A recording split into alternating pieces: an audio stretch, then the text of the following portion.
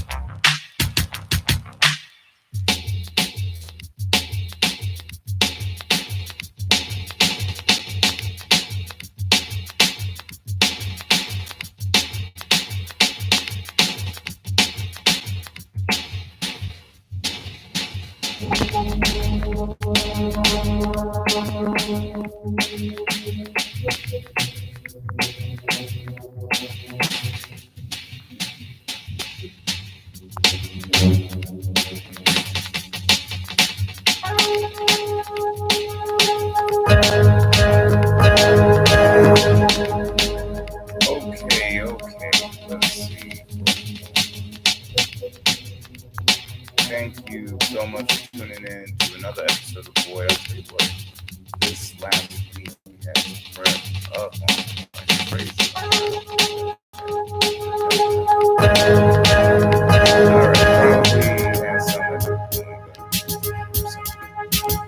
There was a time before that happened. All right, so it looks like our Facebook folks can't.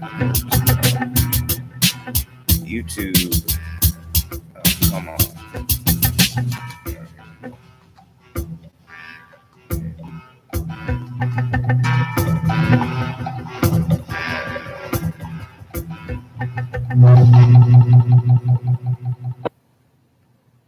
More technical difficulties. Man, I hope not. I hope not. Man, it looks like Facebook hijacked my camera. So my YouTube people are left in the dark. What is happening? I do not know what is going on. Hold on a second, my people. Looks like coronavirus has infected my computer or something. So the two folks on Facebook, just let you know, follow the YouTube link so that you can join in the discussion about the whatever we want to talk about. Because I mean, like right now, the big thing is, of course, coronavirus. We got the stock market crash. A lot of stuff going on. Not only is the stock market going to is crashing, but on top of that, we have a situation where there's going to be a bunch of bonds defaulting. Just like we had defaults in debt for the mortgage crisis, we're going to have that happening. But in the petroleum world, so the big question is, and this is what's sort of on the table right now, Trump's talking about doing some bailouts for certain industries, like our, like the airline industry and petroleum industry and all that kind of stuff. All right, here we go. Facebook back on, YouTube folks back online.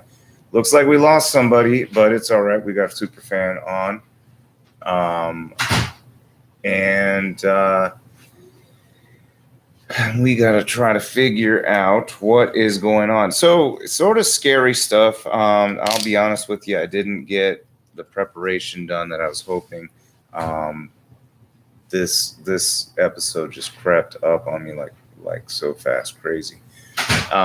But here we are. So let's talk about what is at stake. Really, there's a situation we're in right now where we are looking at basically an unprecedented time. It's hard to really give people a grasp of this. And I've been trying to tell people this for a little while now, that we're standing sort of on the precipice, on the verge, on the threshold of a historic moment. Like, what does that mean, historic moment? I mean, if you look back through history, like, what do you know about history?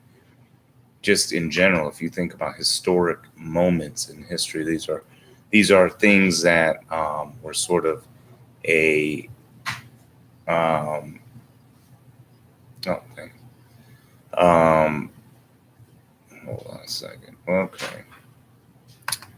Well, I think we lost our Facebook connection. So here we go. That's all right. So hopefully Facebook folks will just find the YouTube link, and it's okay. We got two folks on from YouTube. Superfan Chris, what is up, sir?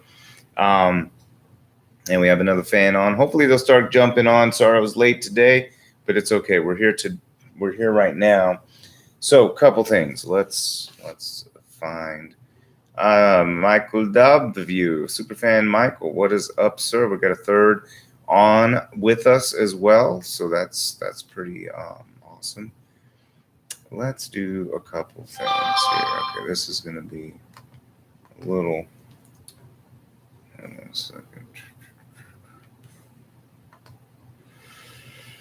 Okay, so what was I about to do? Oh, yes. Okay, so I've got to work this out so that it doesn't get weird on the.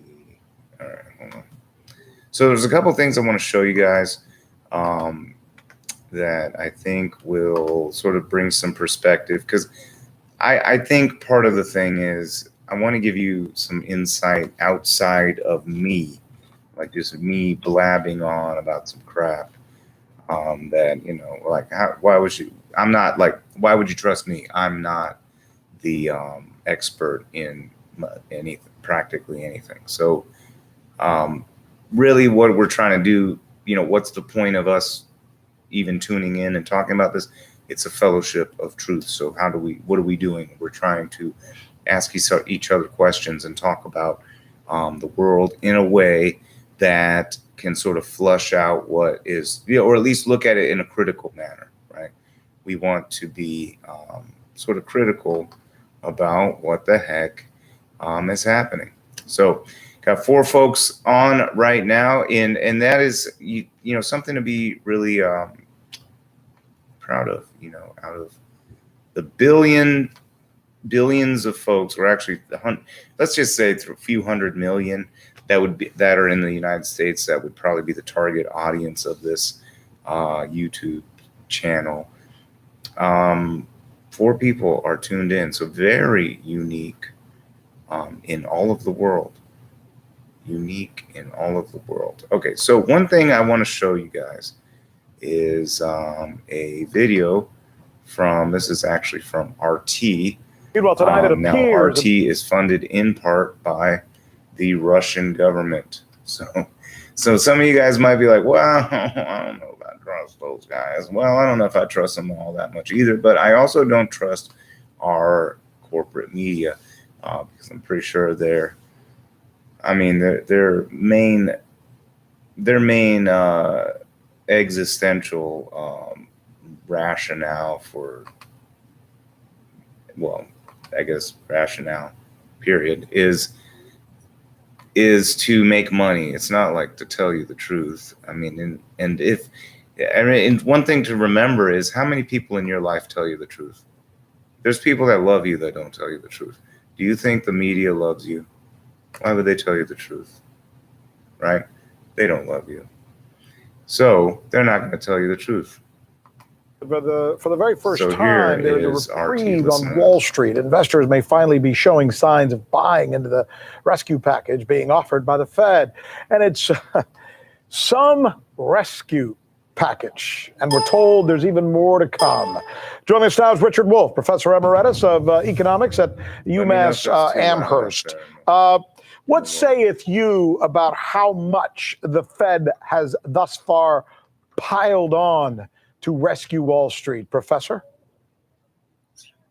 Well, at the risk of offending somebody, let me be as honest with you as you try to be on your program, which is one of the virtues of it.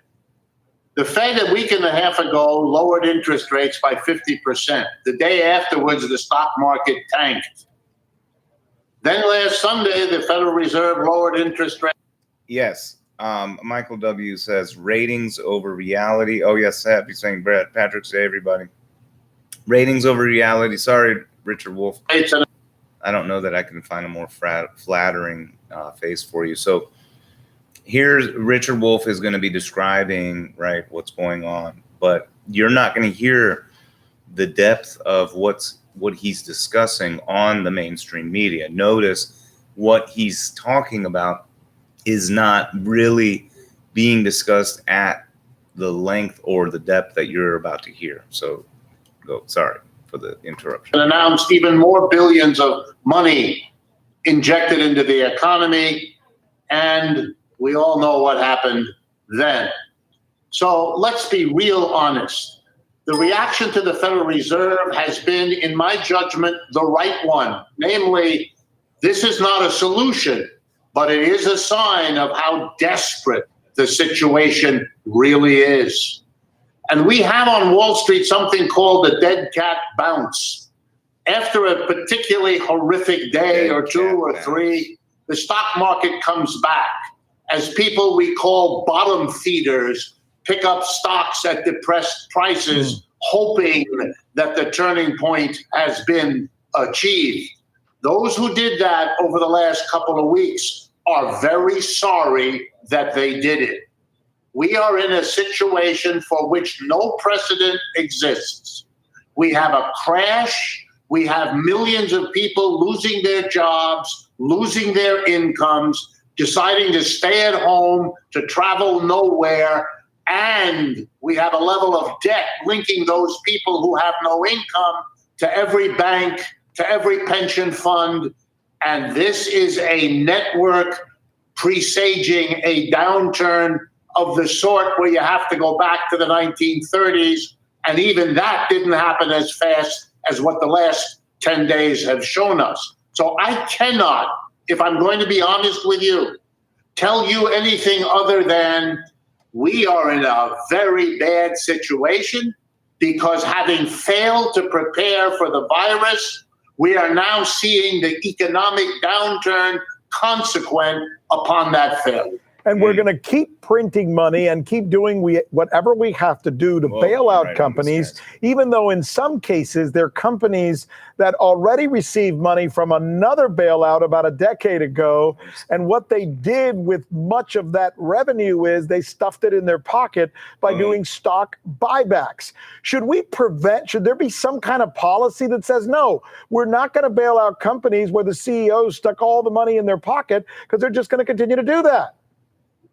Absolutely. I mean, it's part of understanding that we live in an economic system that puts priority on making profits now.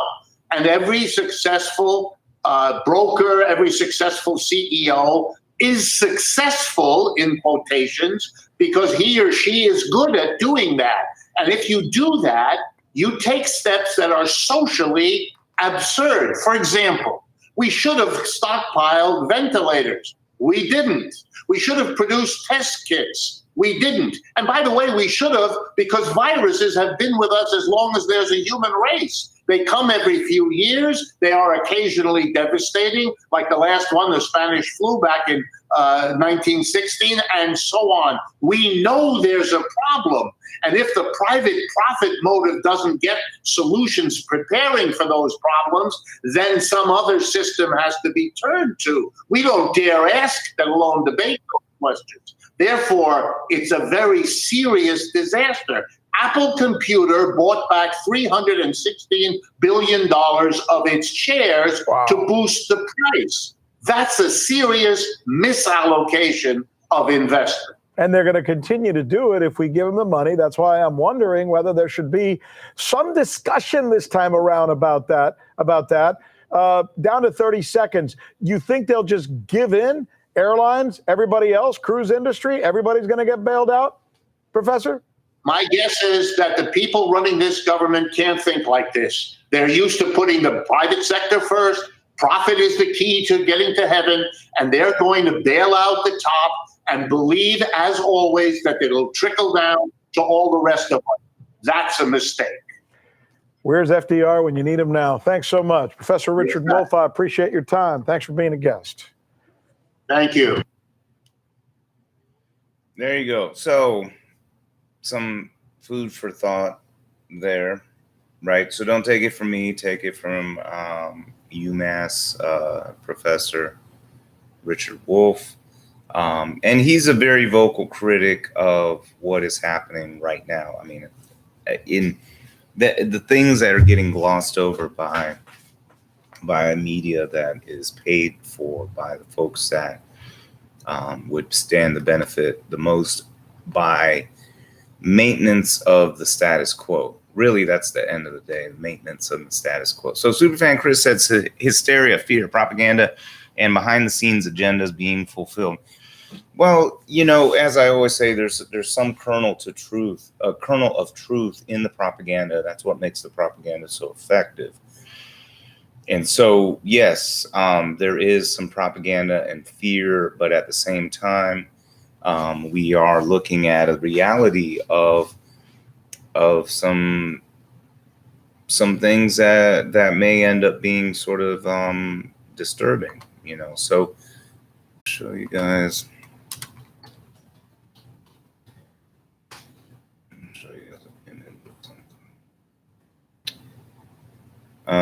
And scary parallels. So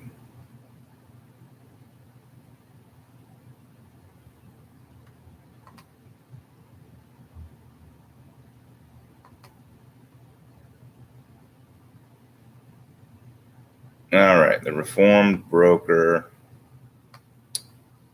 scary parallels.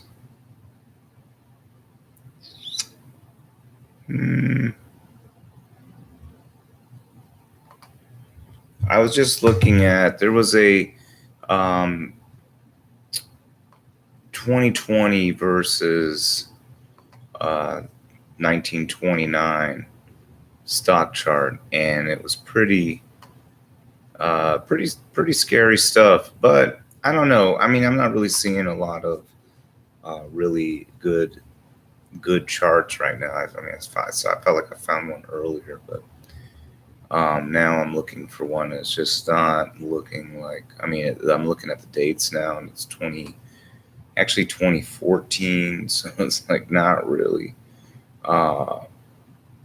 It's not really relevant right now, but there are some folks out there looking at some of the fact that, well, like Richard Wolff was talking about, the fact that we actually have seen in the last 10 days or so, I mean, even more precipitous plunge in the stock market. So it's I mean, it's really becoming a pretty precarious situation we're in. So anyway, I forward if the worst case scenario occurs. Superfan Chris says, for me, it's focus on the higher frequency thinking and focus on the things that I can control. If we continue to remember that a lot of this pure media hysteria, then we can weed through the crap. Yeah, so there's a couple things. I mean, on one hand, you got to really think, there is a virus that's going around that you can contract. People, I mean, if you don't believe it until you get the virus, is that the right way to approach it? Especially considering that by disregarding the virus itself, you can be contagious and spread the virus. So I think on one hand, we do need to be careful of that. On the other hand, we don't need to also, there's no reason like the power needs to go out or all shipping needs to stop or weird, stuff like that. It's just, so we don't have to go into mass hysteria, but there's a lot at play right now that makes things extra scary. The fact that we've already been through a massive debt crash through 2008, really it was a house of cards back then, and they patched it together and everyone was like, I think part of it's because everyone is so, as disturbing as things are, as bad as they are for a lot of people, it's just what we're used to. And it's not as bad as we've seen black and white pictures of shittier times. And I think we just compare ourselves to that. And it's like, well, it's not as shitty as back then. So we must have it good. And I think a lot of that was sort of floated on this.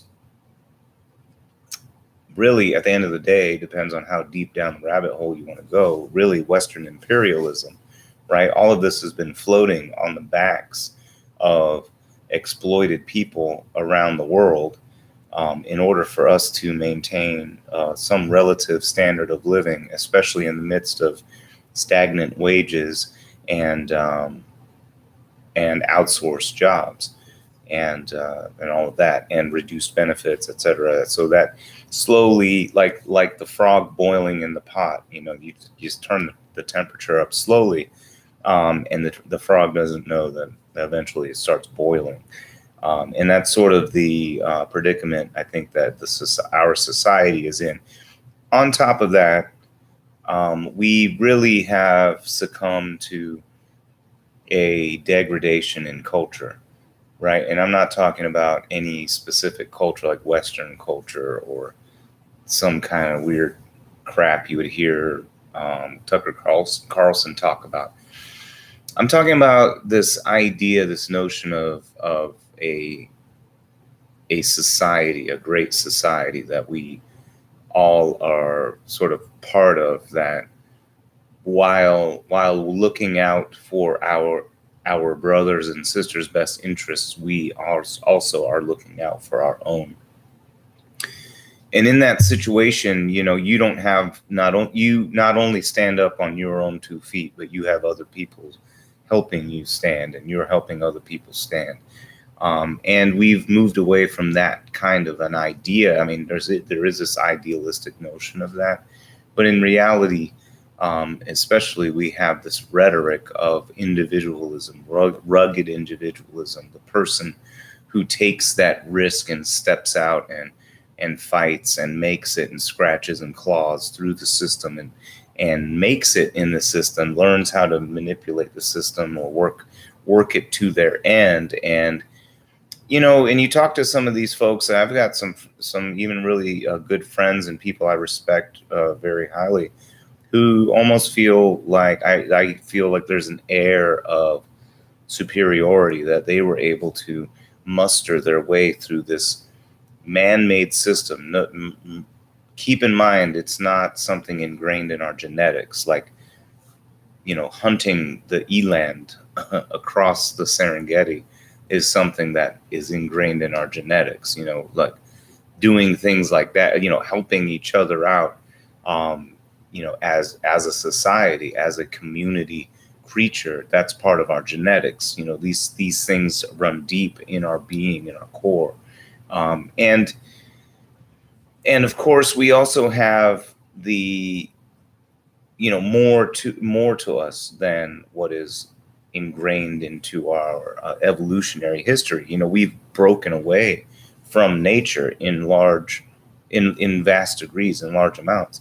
So we have to also contemplate and contend with that notion as well. So the selfish, the selfish motivation, the hoarding, the contention to hoard, or something like that, that condition, in some societies, in some previous time where we all really did work together and had a culture, humanity, or some group. I mean, there's always a flaw in there, of course. No society is perfect by anybody's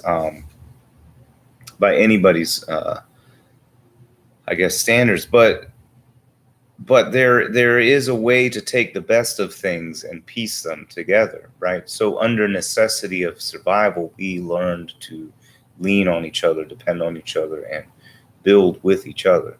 And then eventually, without the need to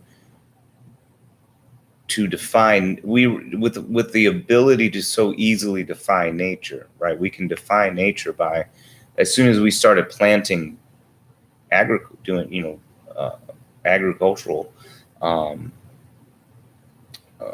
what do you call it? I don't know, just having agriculture, right?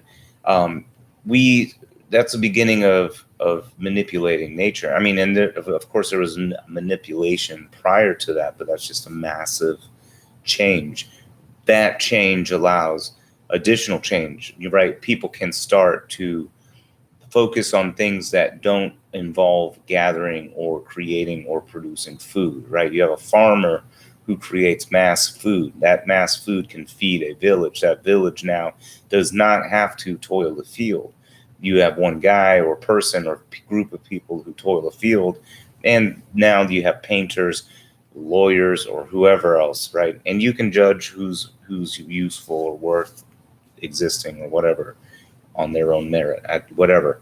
But we found a way to work our society out to where something like the Wetiko, the psycho-spiritual virus that takes over, that cannibalizes humanity, that will cause you to cannibalize yourself, which then will cause you to cannibalize your brothers and sisters. That is something that was like akin to a virus and would be stamped out of the society. And instead, we have embraced Wetiko. We have embraced, we, as in there's a group of people in our society, mass group of people, not all of us, but a mass group of people have embraced basically Wetiko as virtue. So they, like the Ayn Rand set, the libertarian set, they literally believe selfishness is a virtue, these people, right? So they embody Wetiko, they worship Wetiko. And so that's something that's different now. And that's something we're having to fight also. Not only do we have coronavirus, which is a physical virus, we have a psycho-spiritual virus that we've been fighting for a long time. And this will be a test, because as Wetiko, the virus of self-satisfaction at the expense of others, and the cannibalism of other spirit, right? I mean, it sounds all hokey pokey, but it's like you can feel it when you know there's some jerk that doesn't care and about you or humanity or anybody around them. They abuse their partners, they abuse people. They just constantly consume whatever's around them, and you can almost feel them sucking the spirit out of everyone around them, right? They are an embodiment, or they are embracing Wetiko, right? And in a way, we justify, right? Especially when we put our family involved. People will kill each other and say, well, I'm doing it for my family, right? And they will steal from each other and say, oh, well, I'm doing it to feed my kids, or I'll do da. It's in one sense, they'll allow this Wetiko to take over, and then use their family and use some virtue, what they believe is a virtue signal, as the shield to cloak their true nature. All right, so let's see what I've been just blabbing on, and let's see. Michael W. says, higher frequency thinking. I like that. Michael W. I have too many elderly and vulnerable people around me to be casual about it, that's for sure. Michael W., agricultural revolution. And he also goes on to say, it was a paradigm shift. There's been many more since. Maybe we're in for a new one. Indeed, paradigm shift is in. And Milton Friedman, someone I don't agree with a lot as far as his writings go, said something very poignant. I'm going to butcher it, but it's basically that no change will occur without a crisis, either real or perceived crisis, and that the change will depend on the ideas that are lying around at the time. So the idea is you have to if you force your idea as the prevalent idea, when the inevitable collapse happens, if your idea is prevalent, the rebuild will be under the pretense of that idea is basically the notion. I agree with that notion that he has. And I think that that's where we are in a very sort of, I don't know if you want to say it's scary or exciting, or I don't know what's going to happen. But we are, I guess, on the verge of a historic moment. I didn't think it was going to happen in my lifetime. I thought that, World War II happened, Vietnam was like the craziest thing. We got some Gulf War stuff happened in the Middle East. Yeah, it's pretty bad, but it's not like, it's not like the draft was instituted, or it's not like, duck and cover drills and, in school, and like Cold War stuff. I remember that in the 80s, there was all this Cold War stuff, like if we're going to get an atomic bomb. Even that was more crazy than what was happening in the last couple decades. Yeah, we had stuff happening in the Middle East. We had 9/11 and stuff like that, but it wasn't, those are all big things, but it wasn't quite like on the same type scale. And but those were historic events. 9/11 brought on the Patriot Act, which it created this mass infringement that is totally allowed.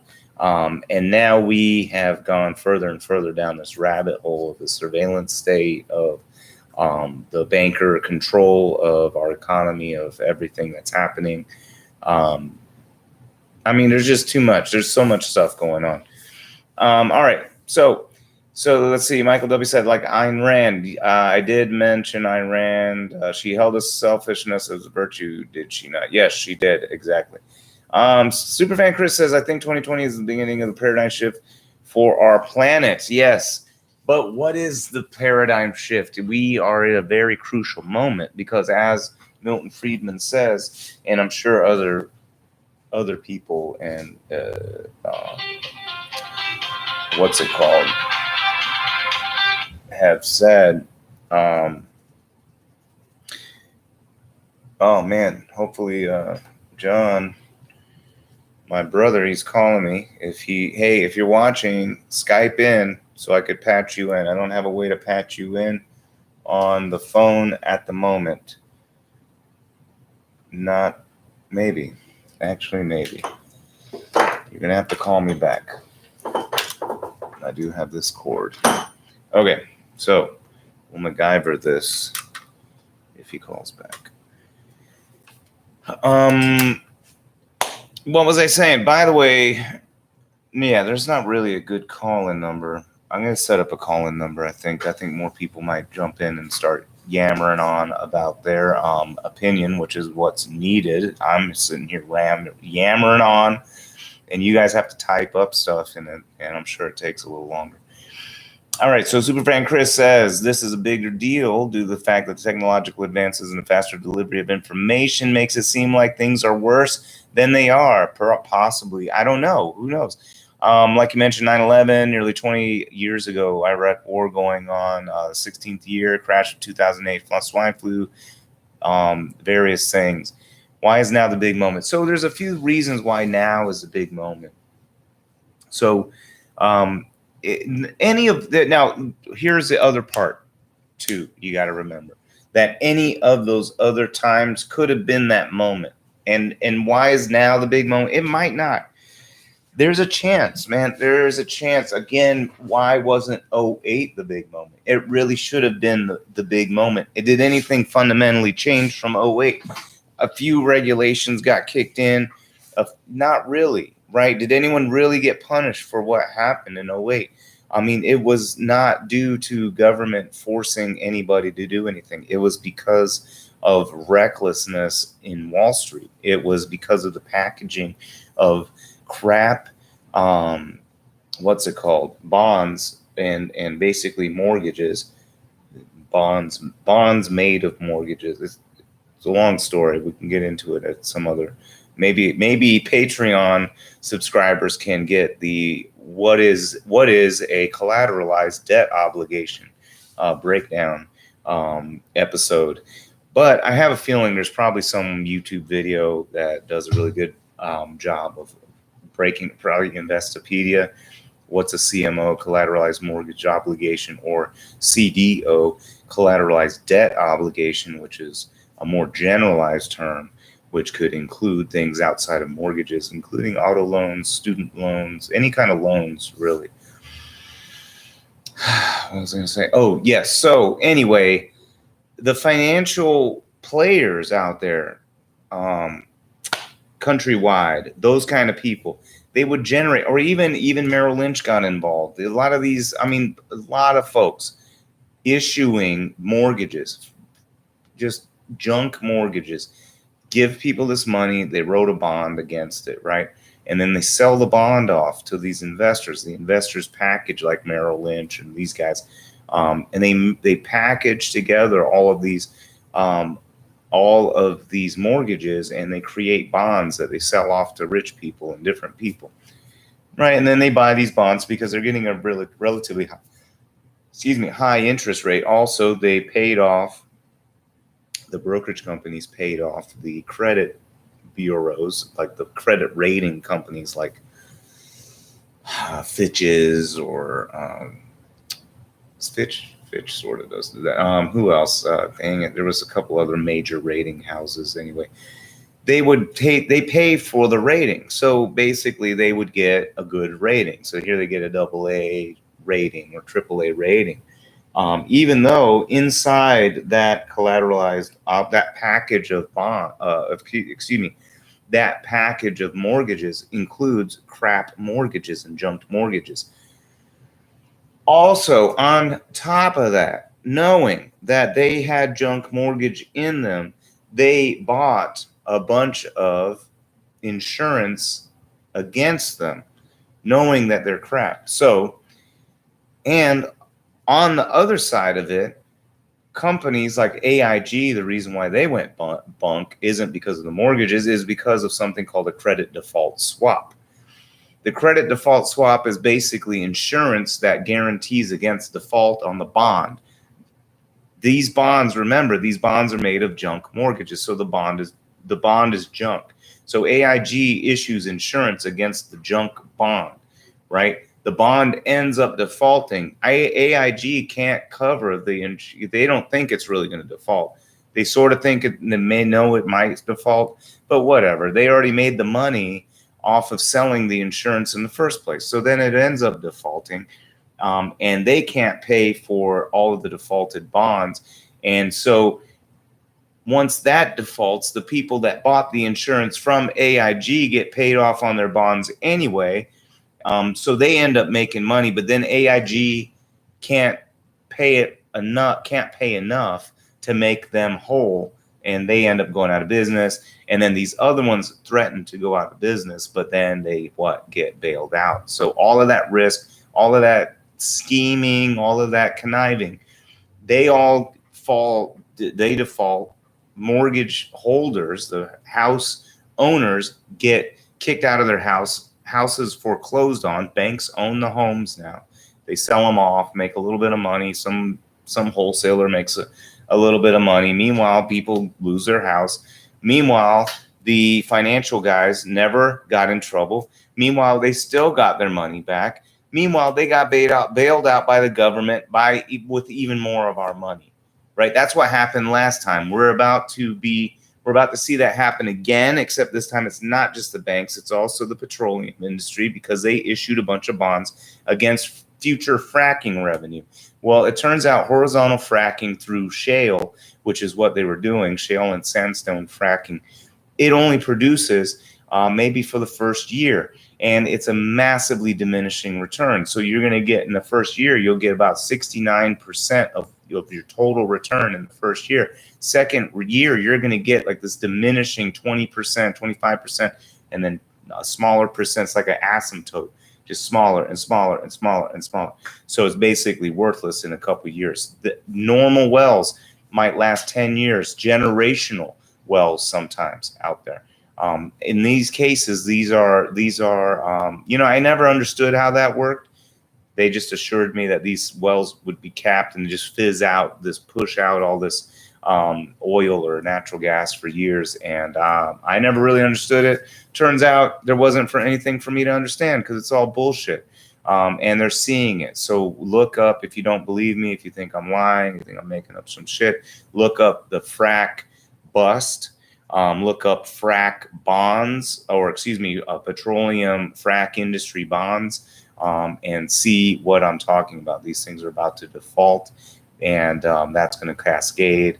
And so when those guys can't pay their bonds, that means other people who are depending on the interest on those bonds or the principal repayment on those bonds, when they can't pay those back, that's going to cause a cascading effect on the economy, including people's retirement funds. So we're already seeing, of course, the stock market's dropping, but we're also going to see specific drops in people's mutual funds, because a lot of mutual funds diversified assets, trying to diversify away from high risk equities into lower risk bonds. And because they thought of the fracking industry and petroleum industry as being such a strong and integrated industry in not only our national defense, but also, or national security, whatever, but also in our national economy, felt very strongly that these were conservative, yet relatively high yield corporate bonds. Turns out that these are not conservative, because these guys can't pay their bonds back because the fracking revenue didn't materialize. So that means if you have a bunch of retirement a bunch of retirement money in IRAs or 401ks, beware that some of those assets that are being used to diversify the mutual funds that are in your retirement, they may have these defaulted bonds inside them. FYI. So you may see a major drop in that situation.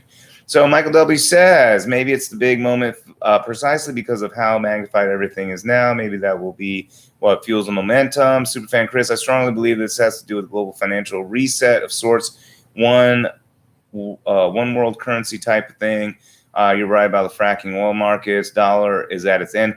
The irony is the dollar is rallying. So that's also the potentially the death throes of a world collapse economy. Why would you see a massive shot up into a fiat currency that has no actual backing? And the thing becomes just that the U.S. has massive resources. However, one thing to note is China now, and you can try to take this. You could take this with a grain of salt. You could throw the conspiracy book at it. I don't know how you want to take it, but now that the contagion's been leaked out and all this stuff's going on, this global pandemic, China now is stepping onto the world stage to put out the fire that they started. And they are actually, believe it or not, as the arson who created the fire, they are being a better firefighter than the municipal fire department. Look at the aid that they're giving to Italy. Look at some of the things that they're doing. That is in vast contrast to Western countries. So maybe the Western countries will step it up, especially with the Chinese doing this goodwill gesture. I don't know. It just really sucks that they're, instead of just helping people, this is probably going to turn into a national pissing contest. Stupid, but whatever. That's just the age that we are in. I guess, whatever. We're sort of fucked in the end.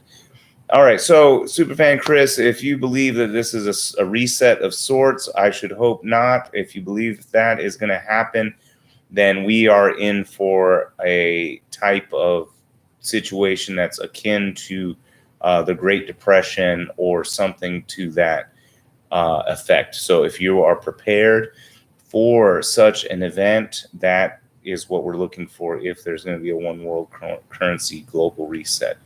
So I don't know if I'm ready for that, but so if that's what's happening, be ready. So like I said, that's going to be a historic event. That's not like something that just happens one day and nobody's like, hey, whatever, I guess we're using the world credit. That is something that would cause a revolution, that would cause massive like I don't even know, you don't even know, we don't even know what would happen if that were to happen.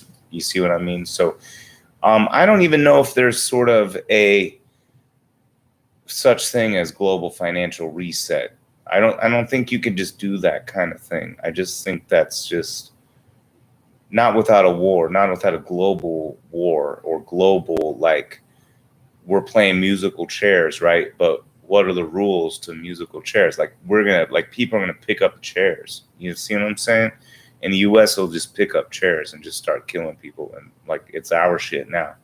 I mean, that's probably what's going to happen. We're going to have an authoritarian, fascist, strong, quote unquote, strong man dictator who takes over in this time of fear. And then in that time of global revolt and collapse, they will expand empire and maybe this is planned, to expand empire to make a singular global empire of some sort. Maybe that could happen. I don't know. Would there be a revolution prior to that? I don't know.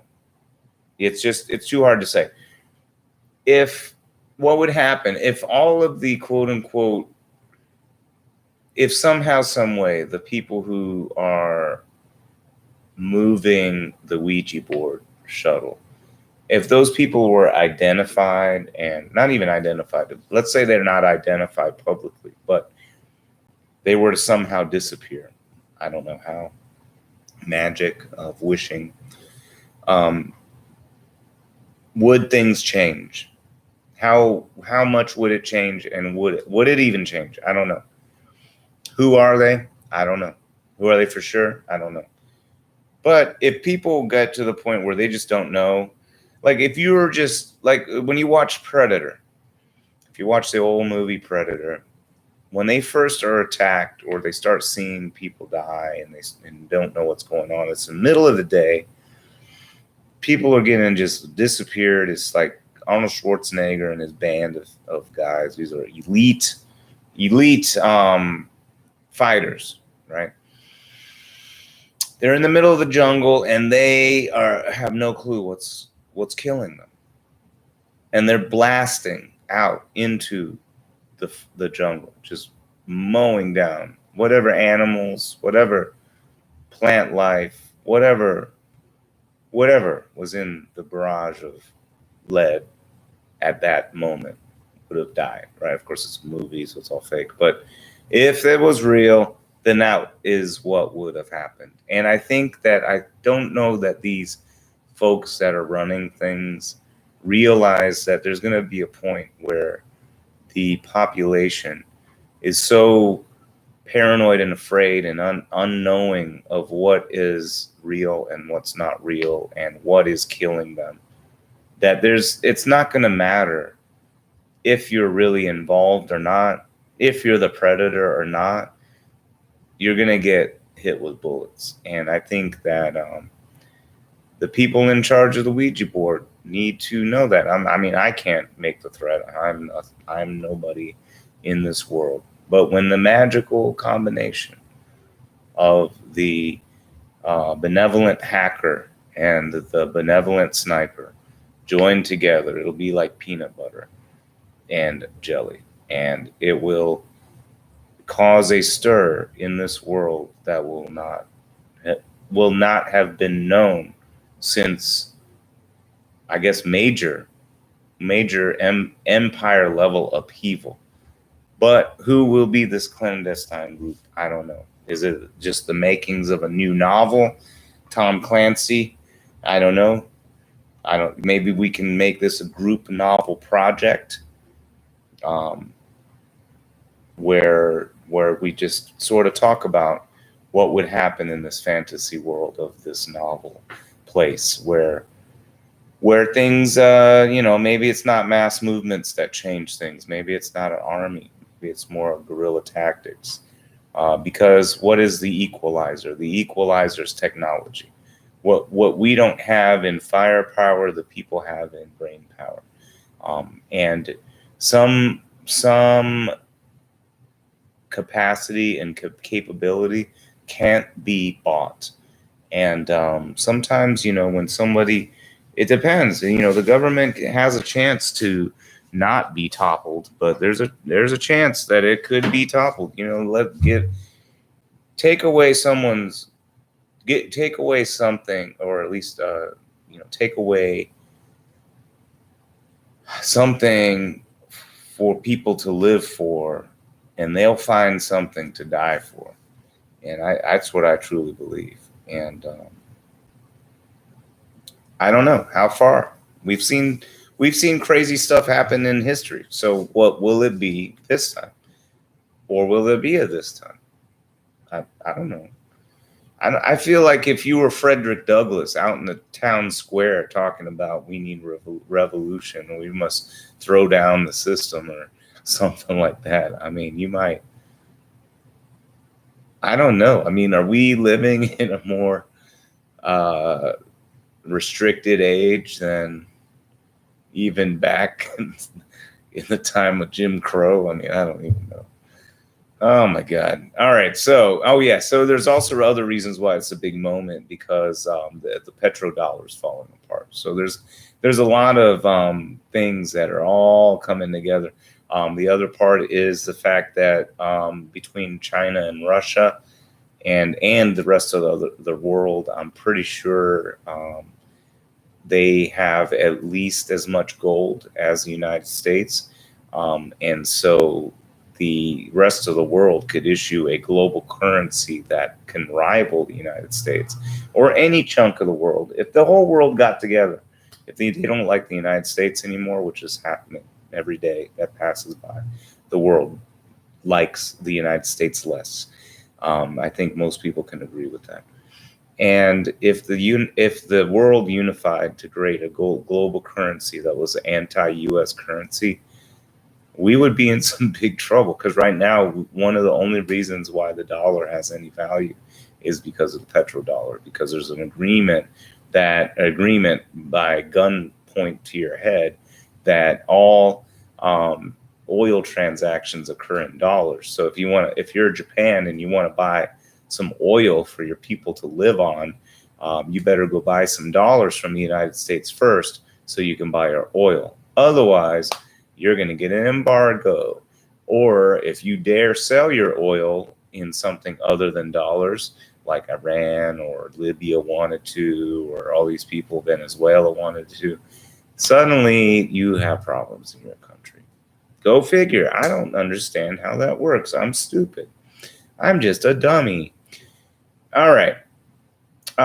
So specifically petrodollars. Superfan Chris, could the U.S. be doing this to finally bring back the gold standard?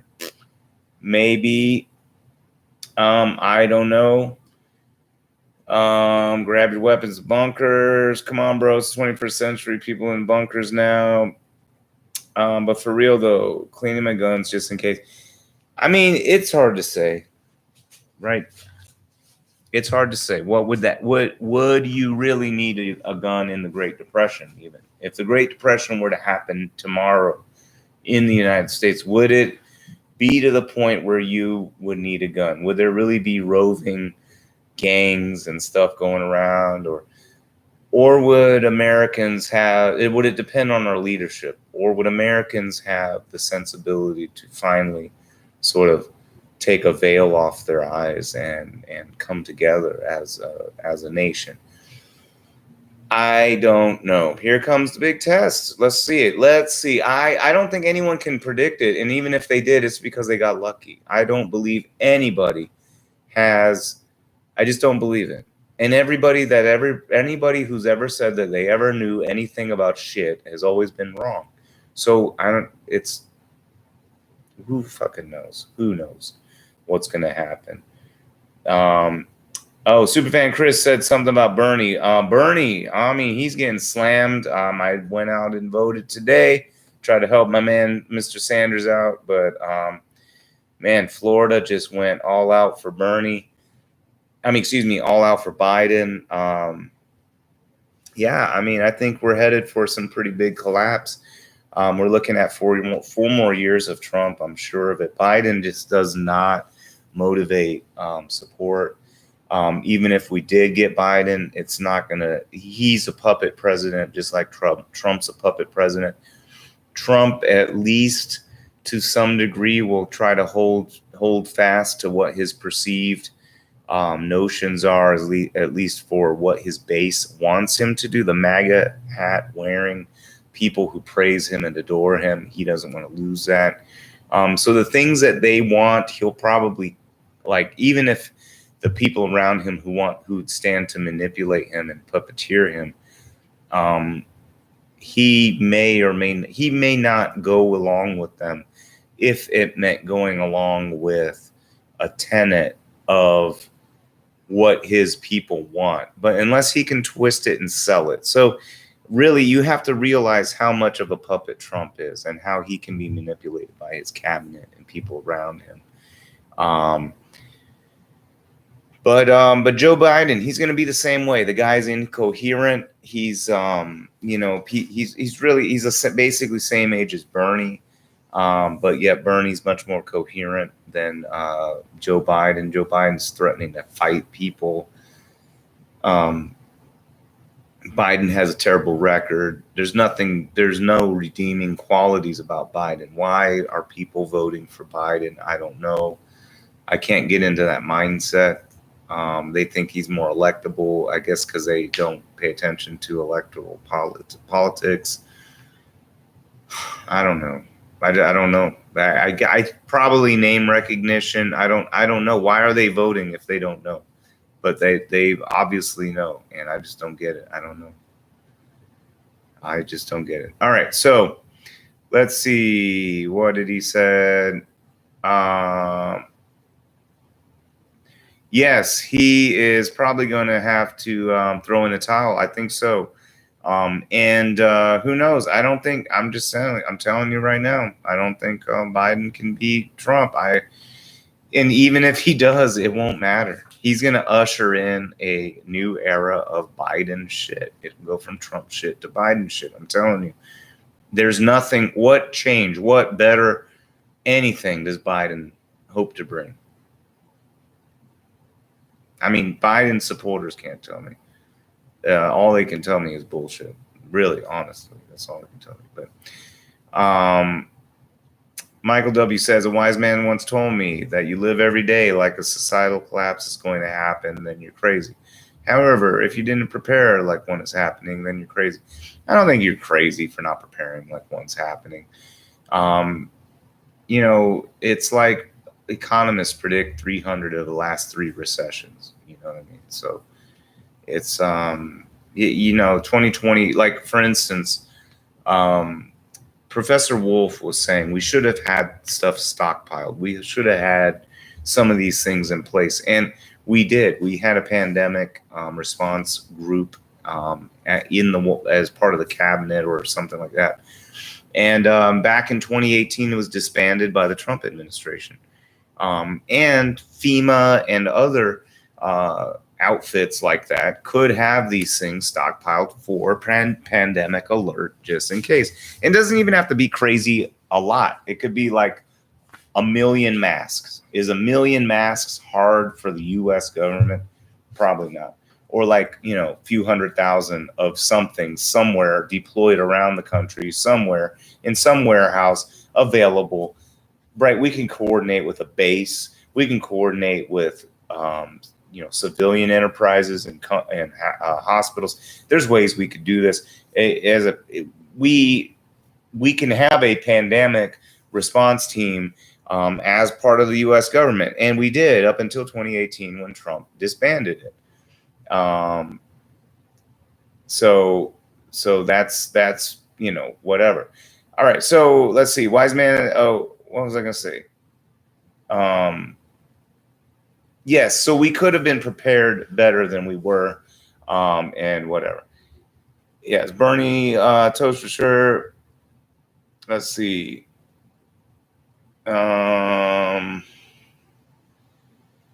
If Bernie were more electable, though, wouldn't he be willing now? Well, what is electable, I guess, becomes the question, right? What does that mean to be electable?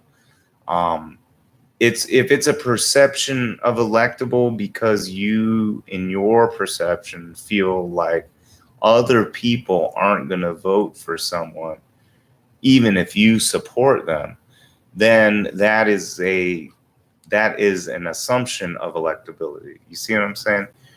That in of itself doesn't mean that the premise or, you know, of the issues necessarily. You see what I mean?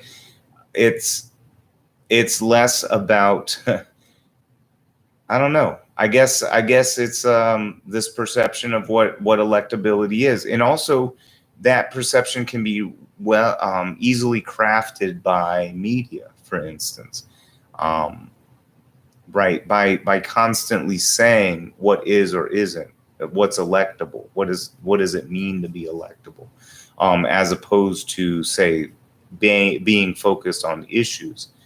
But it's a double-edged sword. You know, some people could say, well, you know, the media was against Trump quite a bit, and yet Trump ended up winning. And though that's true, the media was also highly favorable to Trump as far as media coverage, and not as far as the tone possibly, but the fact that they played so much. Bernie was not only was he covered in a negative light, but it was negative and also reduced, right? The total airtime. So if you look at total Bernie airtime versus like a Joe Biden cover, discussion of Joe Biden, even Klobuchar, even nobody's like stuff like Amy Klobuchar winning third is more important and more substantial to the mainstream media than Bernie Sanders winning first, right? And so to some of these people who are still manipulated basically by mainstream media, those people believe what they're saying and they buy into that, right? And so it doesn't matter if the media spins it or lies or does whatever they want to do. Some folks just go along with it because that's what the experts say. And so so I don't know. I guess maybe that is a good point in that by having a perception of electability, they therefore become more electable. That makes you question, what is electability even mean in the scope of the U.S. population? What does that even mean? Right? In reality, people will get out and vote for who they are motivated by, and perhaps that means that Bernie wasn't able to motivate anybody. But I guess again, the only thing that I've heard that anyone's tell me about Biden is that he's electable. But why? Under what issue or what pretense is he electable? And there's no other explanation. I feel like I'm in an idiocracy. There's no other explanation other than he's more electable, right? And that's where it's like this, I guess, a tautology in a way, right? Where it sort of is a self-cycling circular logic.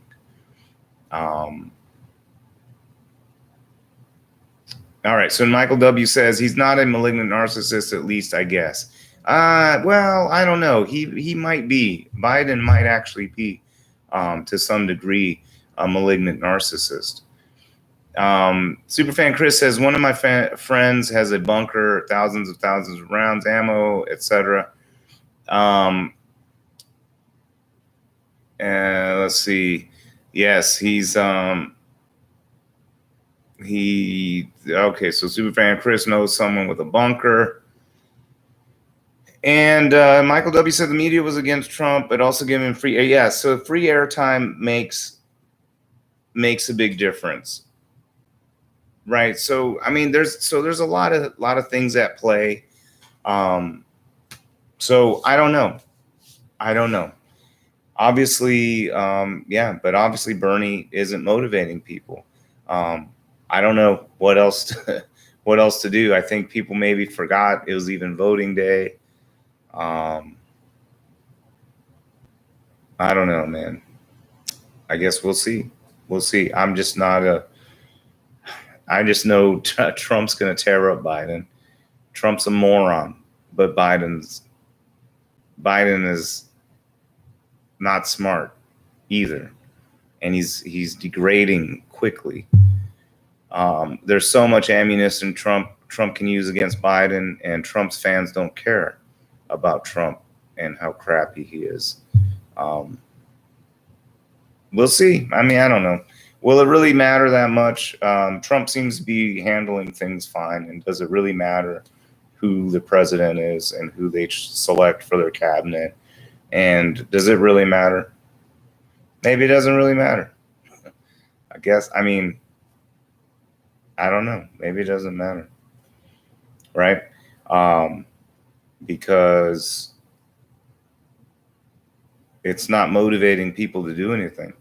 They have the right to vote and they're not doing it. Or if they're doing it, they're doing it for the same shit that we've got going on. And they have no one else to blame but themselves.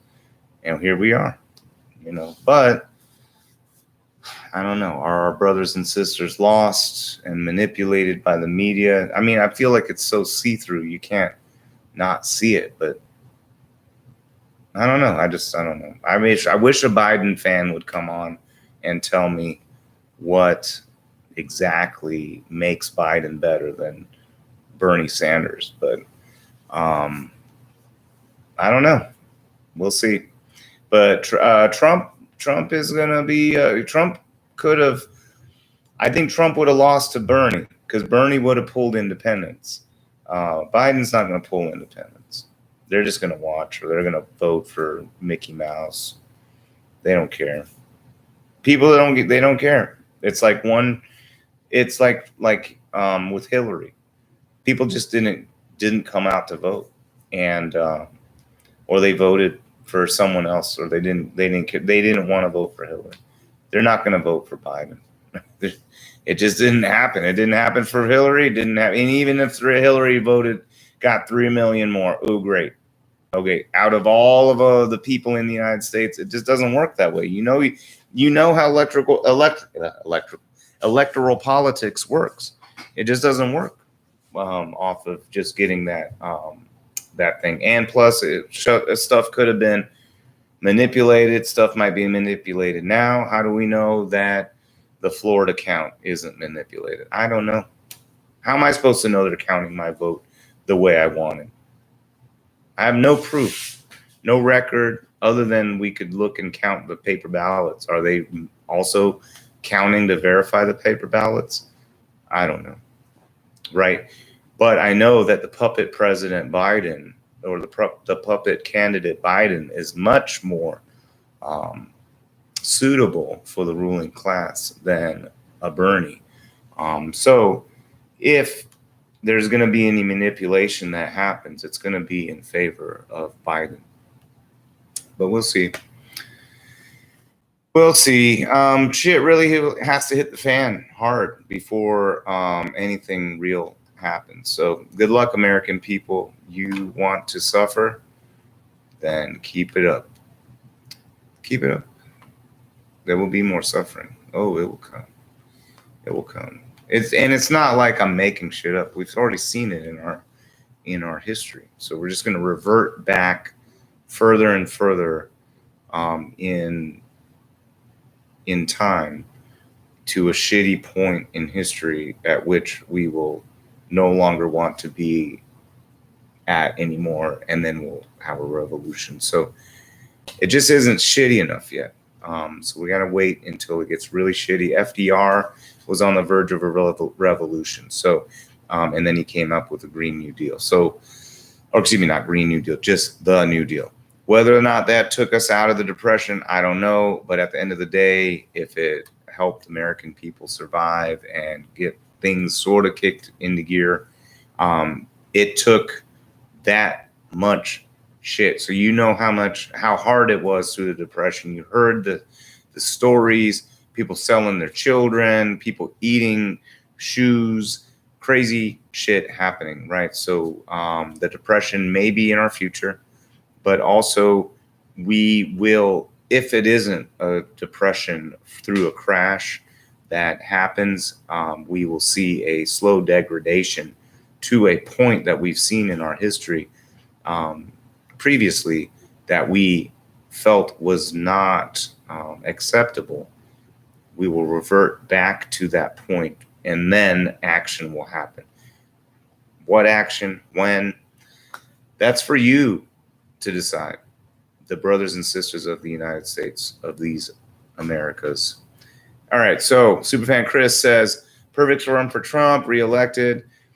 Michael W. says, you guys want to meet in a poorly lit bar somewhere to plan our post-apocalyptic strategy? Oh, yeah, quarantine.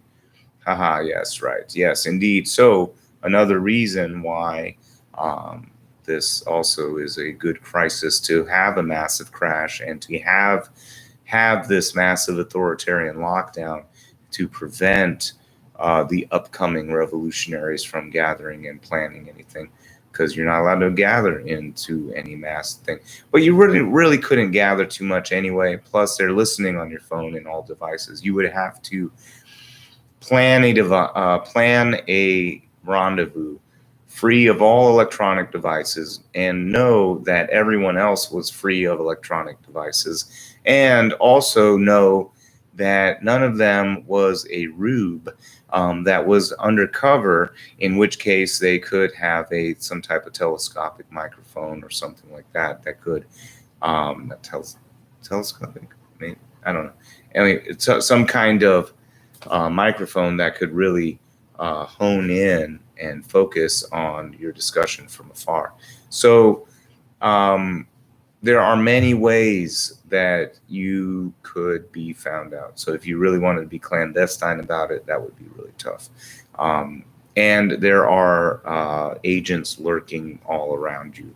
So the chances of you actually running into a real person who would be connected to the government to that degree is small, because compared to the population, they are relatively small. However, the chances of you finding someone who was within a couple degrees of someone is very high.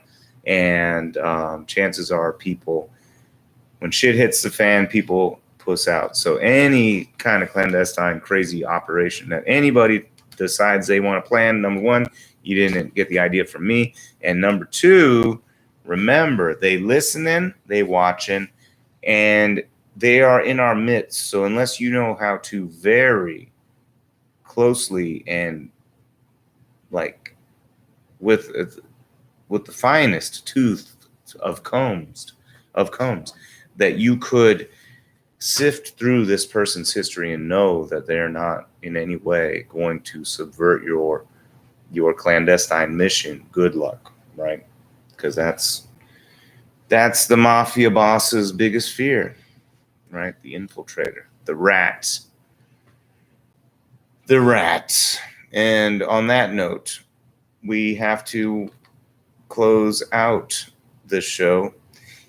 And I hope that you guys all stay safe. Don't get coronavirus. And make sure that like, subscribe, all that kind of stuff to the video. Sorry if I blasted your ears there. But yes, and tell your friends, get some folks to subscribe. We got some new subscribers recently. I'm up to, I think, 58 subscribers. It'd be nice to crack the 100 mark. Because that would mean there's more people in on this discussion. So we had a great discussion with all these comments, all this wisdom floating around amongst us. Yes, and so somehow, some way, we can sift through this bullshit. Remember that the coronavirus is a real thing, but also we don't need to act crazy at the same time. So it's a virus, so let's just keep things clean, practice good hygiene, etc.